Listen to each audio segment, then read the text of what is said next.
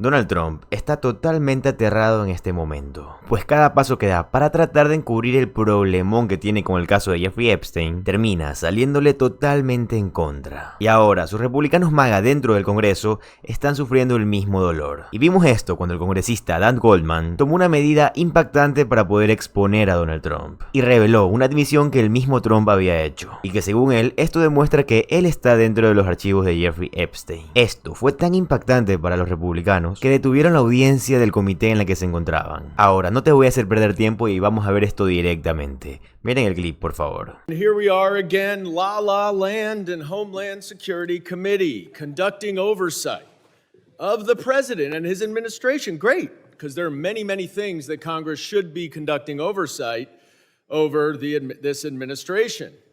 Donald Trump campaigned on finding convicted criminals who are unlawfully here in this country and deporting them. The worst of the worst, he said. Instead, he and his unidentified masked secret ICE agents are snatching and arresting immigrants from court proceedings, nonviolent, non-criminal immigrants pursuing legal pathways to immigrate to this country, and then illegally detaining them in horrific conditions, and even possibly deporting them despite the fact that they are here legally. You would think the committee with jurisdiction over the Department of Homeland Security would want to conduct oversight over the department's refusal to allow members of Congress to observe the conditions of DHS detention facilities. In fact, there is a specific statute that authorizes both Republicans and Democrats to conduct oversight over facilities that house or detain immigrants. But no, the department refuses. So we're here in the Homeland Security Committee, and I'm sure the Republican majority does not like it when this administration undermines its own authority, its own statutory authority, to conduct oversight. But no, instead of all of that, we are here talking yet again about Joe Biden. Newsflash, Joe Biden is not the president. He hasn't been the president for 7 months. So if we are going to conduct oversight here, why are we doing it about the Biden administration when this administration is literally detaining lawful permanent residents and even some U.S. citizens? And it gets worse. It's not just those masked ICE agents. There are many FBI agents who are being called away from their duties to investigate terrorism, violent gangs, child trafficking, and other crimes in order to help ICE arrest and detain immigrants with legal asylum claims, nonviolent. That makes our homeland less safe, not more safe. So we should hear from FBI Director Kash Patel about how many of his criminal investigators are being taken away from their criminal investigatory jobs, keeping Americans safe in order to help round up non-criminal immigrants trying to immigrate the right way. Some of these detainees are being held in Bureau of Prisons detention centers that are unfit for convicted criminals to stay in. We should hear from Pam Bondi about how much of the department's resources are being used to detain these nonviolent, non-criminal immigration detainees. And while they're here, we can ask them about a very pressing question. What's going on with the Epstein files? Donald Trump promised to release them. Pam Bondi said she had the files on her desk and that she was going to release them in the name of transparency. Kash Patel has spent years railing against the FBI to release the files. Many of my Republican colleagues were banging on the table to release the Epstein files. But now, all of a sudden, after a months-long review, Bondi and Patel say nothing to see here, no evidence that any American would want to see about accomplices, co-conspirators, or other people involved.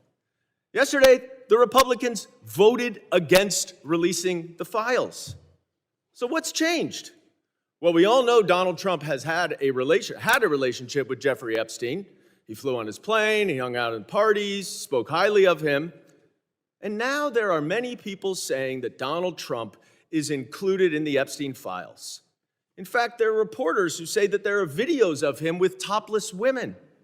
Elon Musk even confirmed that Trump is blocking the release of these files because he's in them.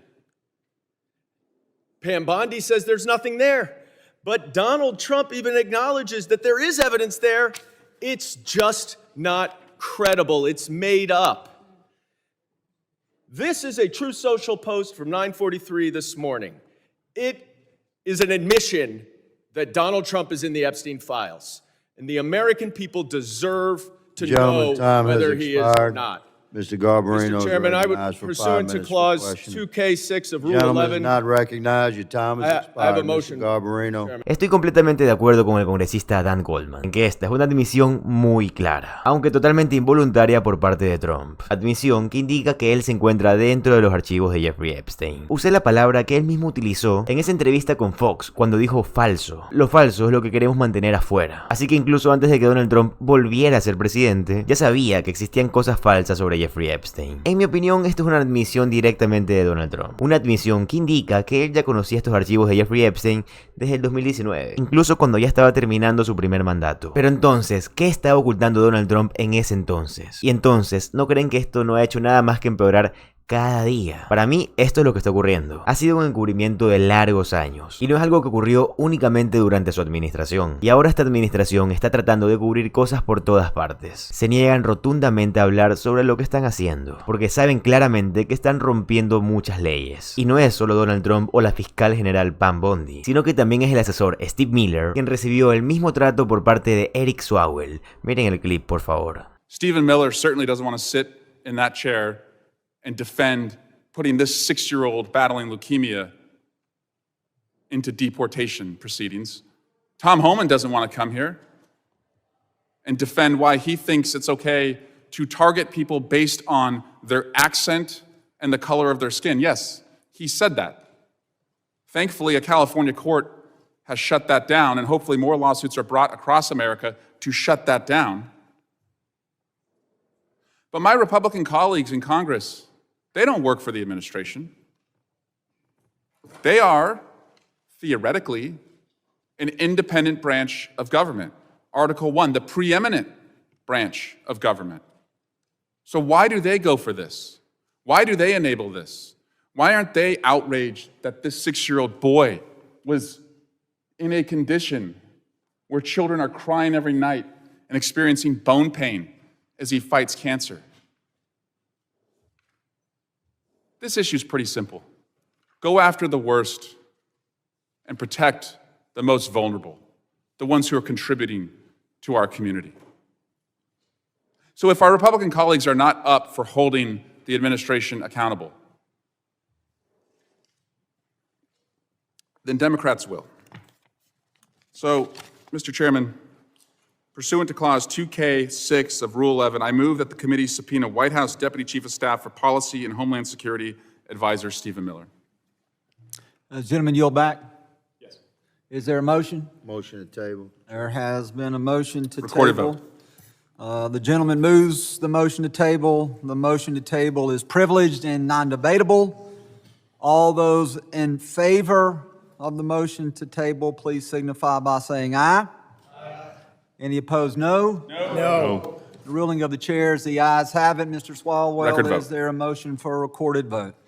A motion for a recorded vote has been made. Si Steve Miller y el resto de sus matones están tan entusiasmados con este trabajo tan repugnante, trabajo que están haciendo únicamente para privar a personas de su libertad, privar a personas de sus propios derechos humanos, ¿por qué no te quitas la máscara? ¿Por qué no se identifican? ¿Por qué no te presentas y das testimonio bajo juramento? Si tan orgulloso estás, Steve Miller, de este esfuerzo inhumano aparentemente que estás haciendo para poder arruinar la vida de miles y miles de personas, pero muy claramente dentro de ti estás muy orgulloso de esto y te encanta tuitear al respecto. Y de hecho, sacas pecho cuando tuiteas este tipo de cosas. Pero luego simplemente te da miedo responder a las preguntas dentro del Congreso. Y me pregunto yo, ¿por qué? ¿Acaso estás violando la ley? Obviamente, ese es el caso. Y claramente todos sabemos lo impopular que es esta agenda. Y les está saliendo el tiro por la culata de la peor forma que hemos visto antes. La aprobación de los inmigrantes que llegan a Estados Unidos ha alcanzado un máximo histórico durante toda esta administración. Porque los planes de Donald Trump han fracasado tremendamente. Que son moralmente corruptos. Y empecé a que lo explicó perfectamente en este clip. Mira, por favor. But now, take a look at this.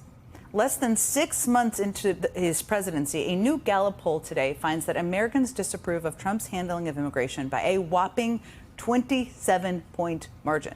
Just 35% of Americans approve of his immigration agenda.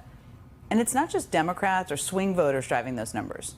It was less than a year ago that a majority of Republicans, 61% to be exact, said they agreed with Trump's incendiary claim that immigrants are, quote, poisoning the blood of our country. But now, today in this poll, 64% of Republicans say that immigration is good for the country, according to today's Gallup poll. Likewise, just last year, only 45% of Republicans thought immigrants in the country illegally should be given a path to citizenship. And today, that number in this poll is 59%. And it's not just polls that show Trump is losing ground on this. I mean, some of Trump's biggest allies are abandoning him on his #1 priority. According to the Washington Post, conservative podcaster Joe Rogan, who was key to Trump's victory, confronted Trump directly about his cruel deportation agenda.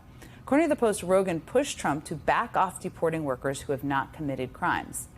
And just 3 days after having dinner with Trump, Rogan went on his podcast and said this. There's two things that are insane.